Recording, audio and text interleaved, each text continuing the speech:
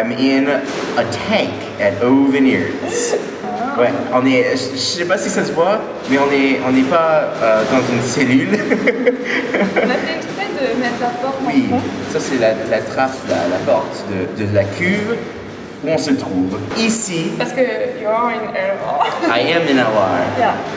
But where? Juste dans une petite commune qui s'appelle Villemoustossou. Et c'est une commune qui est sur la frontière nord de Carcassonne. Le domaine, même si c'est dans un morceau, les vignes sont sur 3 communes différentes. C'est la pointe entre 3 communes.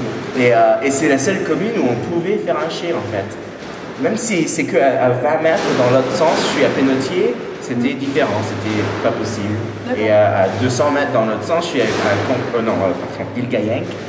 Et ça, c'est même pas le même canton. On a même été dans un lieu stratégique. Ouais. Tu fais une AOC spéciale ou pas? Oui, on fait des vins d'appellation. C'est l'appellation cabardaise. Une toute petite appellation. Et c'est, comme je disais, au nord de Carcassonne. Et on est sur... Il y a Andrew Jefford, je sais que des anglophones, je suis méchant.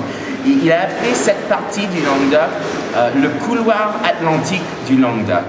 Parce que bien sûr, c'est une région méditerranéenne, le LR, mais nous, on est un peu sur on est très loin du littoral. On est sur la frontière presque aquitaine du Languedoc-Roussillon.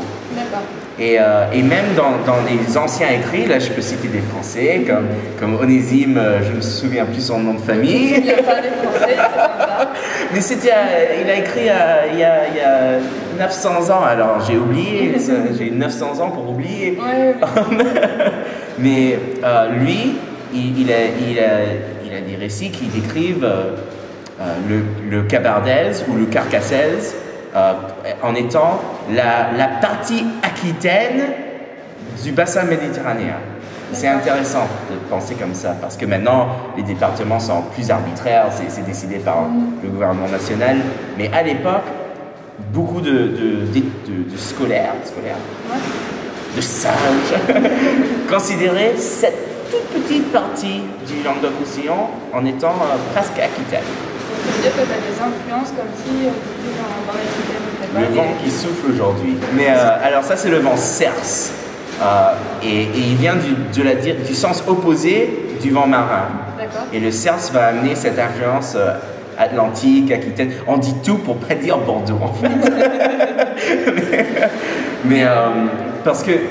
Et c'est trompeur de dire Bordeaux et Aquitaine tout le temps, parce que c'est toujours une région méditerranéenne, on a toujours le soleil. Aujourd'hui, on a un temps pluviométrique méditerranéen, mais légèrement plus de pluie pendant l'hiver, juste assez pour faire les réserves dans l'argilo-calcaire et pour permettre des cépages comme le Merlot, le Cabernet Sauvignon. Ah voilà, je voulais en venir au cépage. Donc si tu as une influence aquitaine, oui. on peut dire que tu as quoi comme cépage qui paraît dans l'appellation, ouais. Dans l'appellation, on va voir du Merlot, du Cabernet Sauvignon, du Cabernet Franc et tous les autres petits cépages que tu peux trouver dans Bordeaux. Mais on doit assembler ces cépages atlantiques avec des cépages méditerranéens, notamment la Syrah et le Grenache. D'accord, tu es obligé de prendre des cépages en plus d'Aquitaine assemblés avec nos cépages à nous. Hein.